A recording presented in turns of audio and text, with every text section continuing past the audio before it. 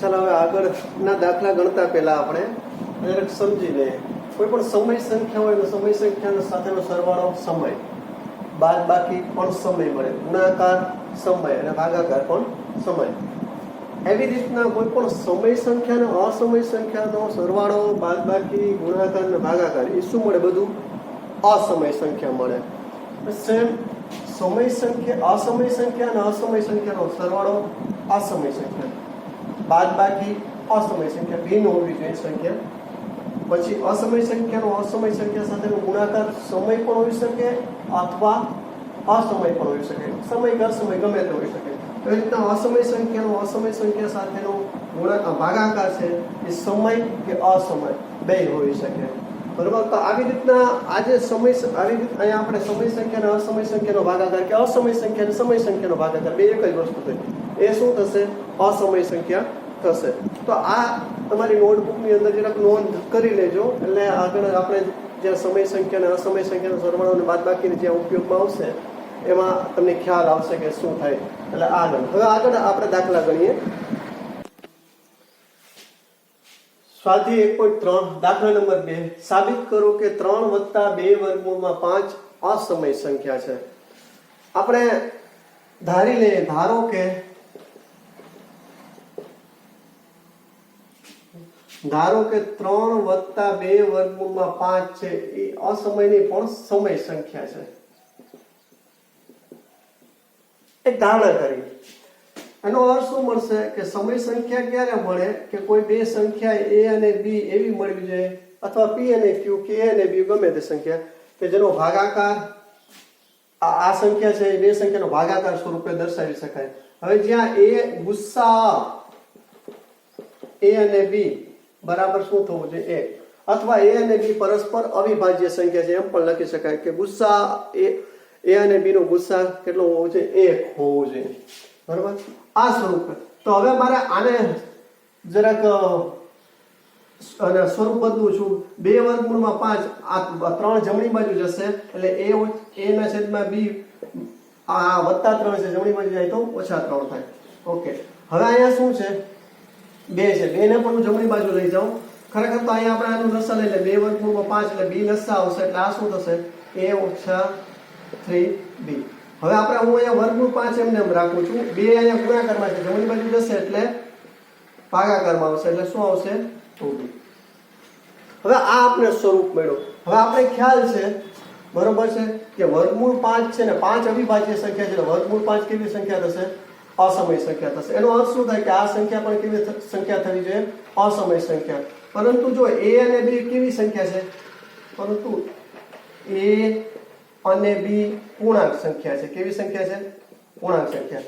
હવે 3 પણ પૂર્ણાંક સંખ્યા એટલે 2 એટલે સમય સંખ્યા, બીજા શબ્દમાં કહો ને એટલે b સમય સંખ્યા છે. 3 પણ પૂર્ણાંક સંખ્યા છે એટલે 2 સમય સંખ્યાનો ગુણાકાર મેં આગળ કીધું એ સમય સંખ્યા થાય. પછી સમય સંખ્યા અને સમય સંખ્યાની બાદબાકી પણ સમય સંખ્યા એટલે આખો અંશ કેવો થશે? સમય સંખ્યા. છેદમાં 2 કેવી સંખ્યા છે? પૂર્ણાંક એટલે કે સમય સંખ્યા. અને 2 પણ સમય સંખ્યા. 2 સમય સંખ્યાનો ગુણાકાર સમય સંખ્યા. અંશ પણ સમય છે, છેદ પણ સમય છે. 2 સમય સંખ્યાનો ભાગાકાર કેવી થાય? સમય સંખ્યા. તેથી અહીંયા a - 3b ના છેદમાં 2b કેવી સંખ્યા થશે? સમય સંખ્યા થાય. બરાબર? અહીંયા આ સંખ્યા કેવી છે? વર્ગમૂળ 5 છે એ અસમય સંખ્યા હોવાથી a - 3b ના છેદમાં 2b એ કેવી સંખ્યા થશે? અસમય સંખ્યા. જે શક્ય નથી. અથવા a - 3b ના છેદમાં 2b એ સમય સંખ્યા છે. તેથી એના બરાબર આ છે. વર્ગમૂળ 5 કેવી સંખ્યા થાય? સમય સંખ્યા છે. પણ જે શક્ય નથી અથવા જે ખોટું છે, ખોટું છે. તેથી આપણી આ જે ધારણા છે, કઈ ધારણા? 3 + 2 વર્ગમૂળમાં 5 એ સમય છે એ ખોટી છે. એ ધારણા ખોટી છે. તેથી આ એ શું થઈ જશે? એ સંખ્યા અસમય સંખ્યા થઈ જાય. એટલે આ અસમય સંખ્યા વિશેની વાત કરી. આને બીજી રીતે આપણે ઓલા જે અમે સૂત્ર હમણાં સમય અને અસમયનો સરવાળો, બાદબાકી, ગુણાકાર, ભાગાકાર એ સ્વરૂપે પણ કરી શકીએ. કેવી રીતના કરી શકીએ? આગળ જોઈએ. દાખલા તરીકે આમાં ખ્યાલ છે કે 5 છે એ કેવી સંખ્યા છે? 5 અવિભાજ્ય સંખ્યા છે. એટલે વર્ગમૂળ 5 કેવી સંખ્યા થશે? અસમય સંખ્યા. એટલે આ 5 છે અસમય સંખ્યા. બરોબર?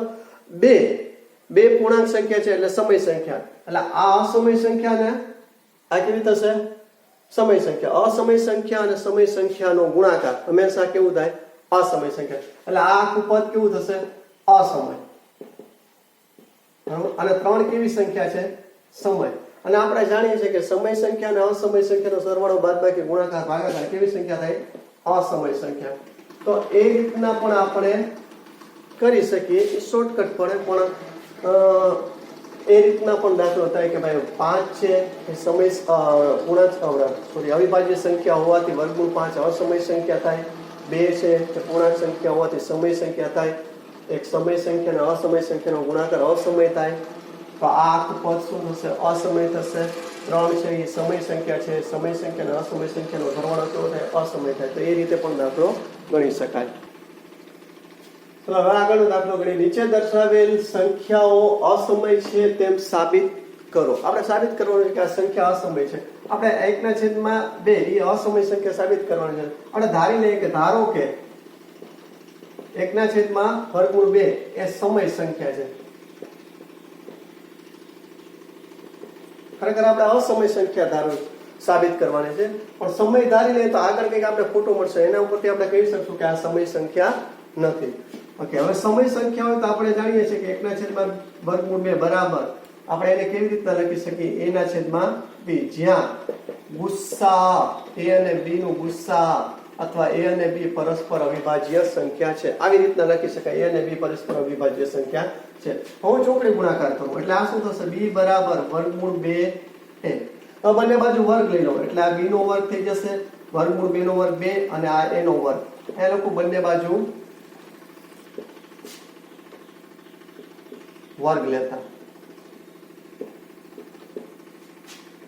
આનો અર્થ શું થયું કે b વર્ગ બરાબર 2a નો વર્ગ અથવા 2a².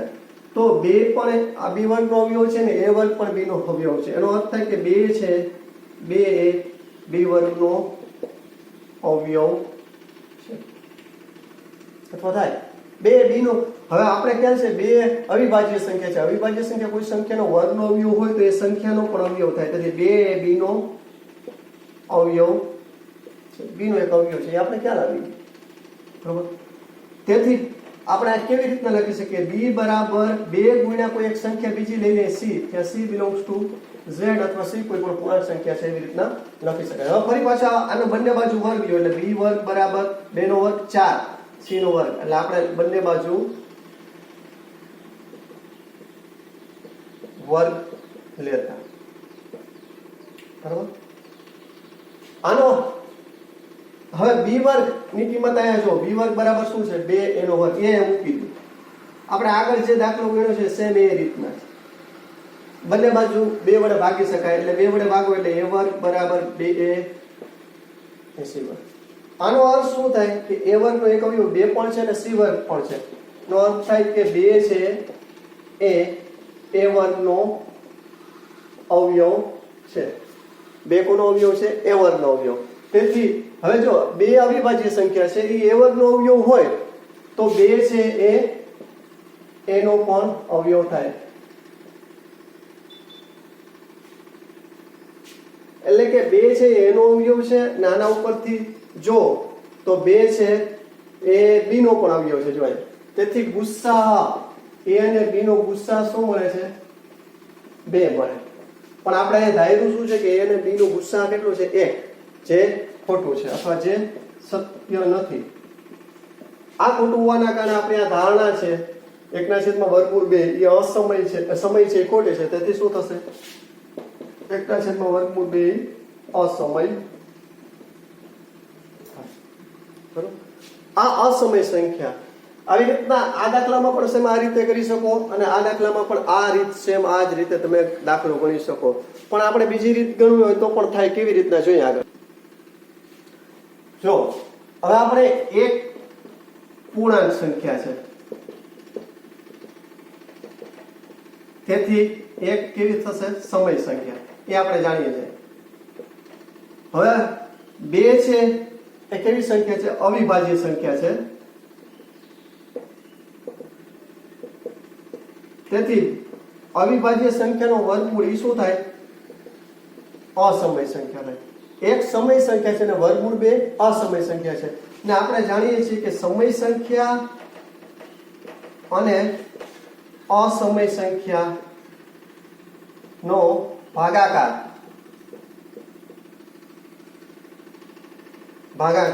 એ હંમેશા શું હોય? અસમય જ હોય. તેથી 1/√2 એ શું થશે? અસમય થાય. શું કામે કે એક સમય સંખ્યા છે અને વર્ગમૂળ 2 અસમય સંખ્યા છે. વર્ગમૂળ 2 અસમય શું કામે છે કે 2 અવિભાજ્ય સંખ્યા છે. અવિભાજ્ય સંખ્યા છે અને વર્ગમૂળ હંમેશા અસમય સંખ્યા હોય. 1 છે એ સમય સંખ્યા છે. સેમ અહીંયા પણ આ રીતના આપણે દાખલો ગણી શકીએ કે 5 છે એ અવિભાજ્ય સંખ્યા છે. અવિભાજ્ય સંખ્યાનું વર્ગમૂળ શું થશે? અસમય સંખ્યા. એટલે વર્ગમૂળ 5 અસમય સંખ્યા. 7 છે એને પૂર્ણાંક સંખ્યા છે. પૂર્ણાંક સંખ્યા છે એટલે સમય સંખ્યા થશે. એટલે અસમય સંખ્યા અને સમય સંખ્યા અને અસમય સંખ્યા એનો ગુણાકાર શું થાય? અસમય સંખ્યા. એટલે આ પણ અસમય સંખ્યા થશે. સેમ અહીંયા પણ એવી રીતના ગણી શકીએ. વર્ગમૂળ 2 છે. 2 છે એ અવિભાજ્ય સંખ્યા છે એટલે વર્ગમૂળ 2 કેવી થશે? અસમય સંખ્યા. 6 પૂર્ણાંક સંખ્યા છે એટલે સમય સંખ્યા. સમય સંખ્યા અને અસમય સંખ્યાનો સરવાળો અસમય સંખ્યા થાય. તો એ રીતે પણ આપણે દાખલો ગણવો હોય તો ગણી શકીએ. આગળ જોઈએ.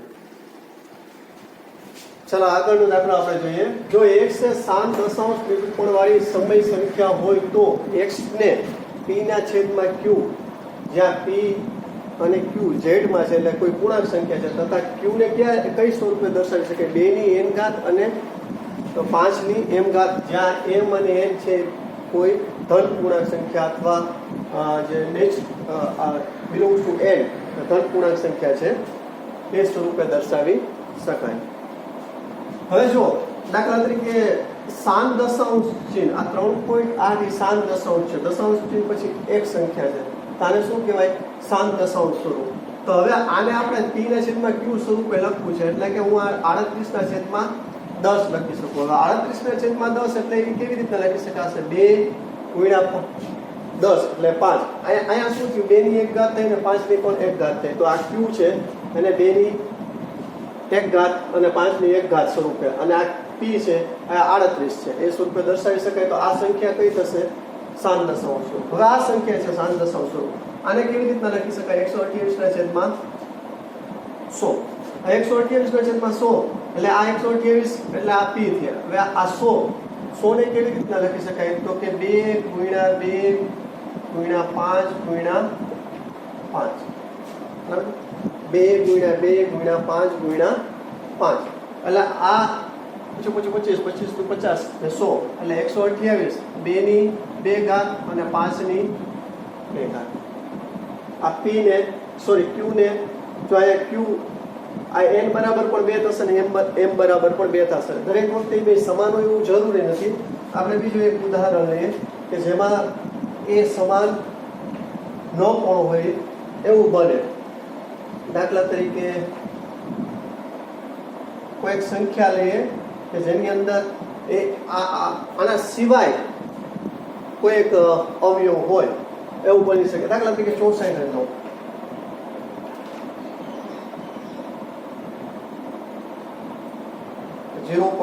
ઓકે જોઈએ બીજી સંખ્યા. ઓકે આમાં આજે આપણે લઈએ છીએ 128. આ 2 ની 2 ઘાત એટલે 4. બરોબર? હવે 4 છે ને અહીંયા ઉડી જશે.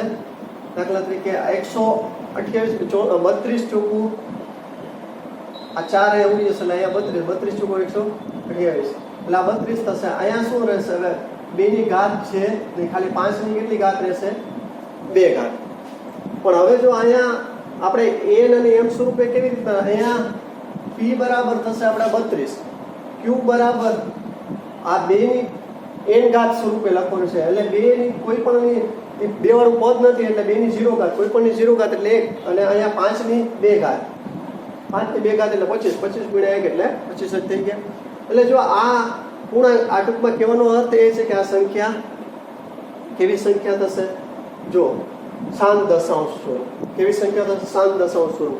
કેમ કે અહીંયા જો 2 ની n બરાબર અહીંયા શું થશે? 0 અને m બરાબર અહીંયા પૂર્ણાંક સંખ્યા આવશે. n અને 2 પૂર્ણાંક સંખ્યા.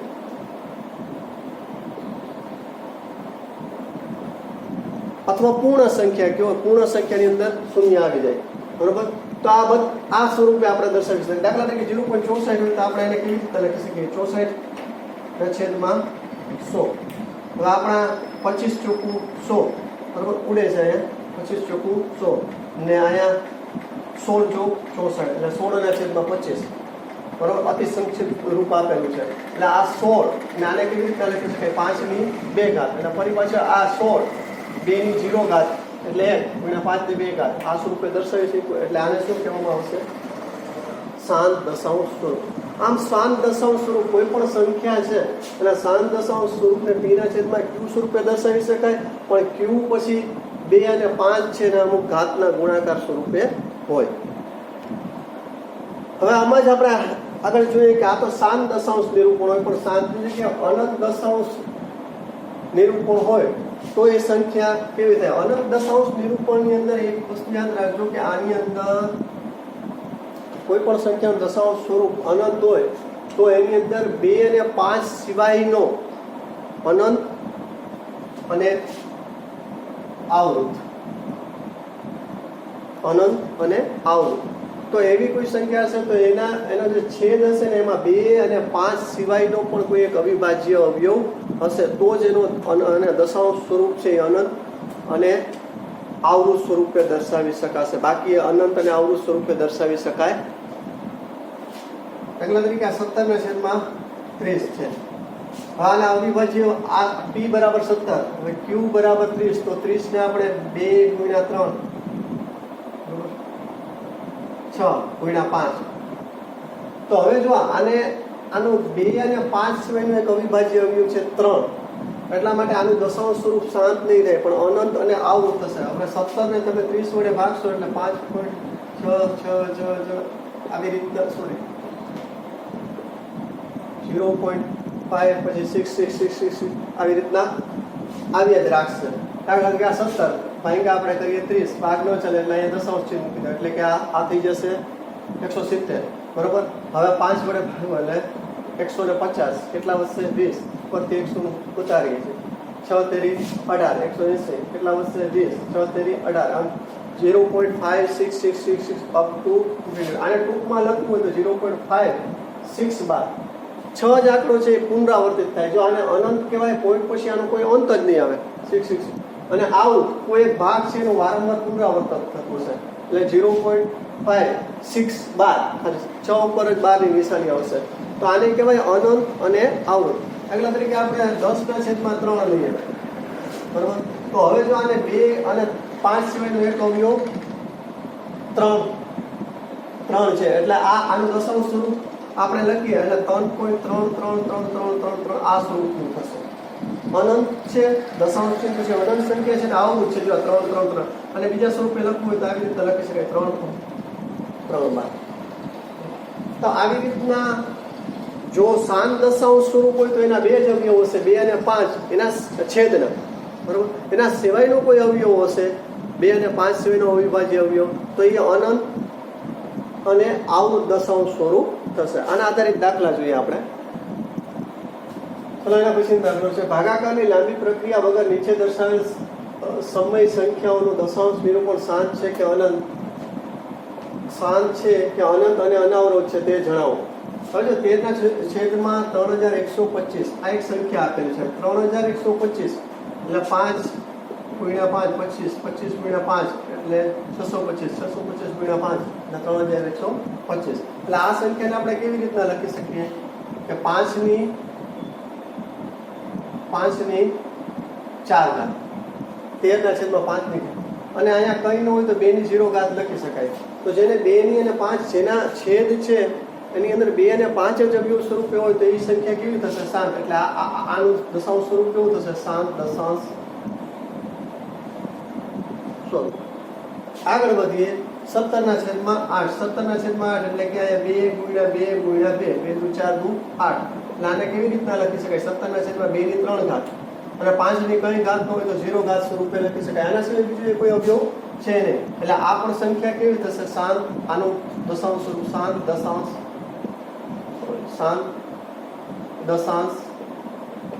સ્વરૂપ. એવી રીતના આપણે 64 ના છેદમાં 455 લઈ લઈએ એટલે 64 455 455 છે, જો અહીંયા 5 આવે છે એટલે આને એક અવયવ 5 તો થશે અને બીજા પણ ઘણા બધા અવયવ આના હોઈ શકે, એટલે 455 તો એ અવયવ આપણે મળે છે 455 ના 5 ગુણ્યા 7 ગુણ્યા 13. તો આની અંદર જો 2 અને 5 સિવાયના પણ એક અવયવ બીજા અવિભાજ્ય અવયવ છે 7 અને 13, બરોબર. 2 અને 5 સિવાયના પણ અવિભાજ્યો હોવાથી આની દશાંશ અભિવ્યક્તિ કેવી થશે? અનંત અને આવૃત, બરોબર. તો આ થશે અનંત અને આવૃત. હવે અહીંયા જોઈએ 15/1600 પેલા કઈ ઉડાડ નાખીએ એટલે 5 તેરી 15, બરોબર. હવે અહીંયા 5 ઉડાડીએ એટલે 5 તેરી 15, 1 વધશે, 5 દુ 10, 320. હવે આનું દશાંશ સ્વરૂપ જોઈએ 32. અહીંયા છે જો 32 છે એટલે 2 ગુણ્યા 2 દુ 4 દુ 8 દુ 16,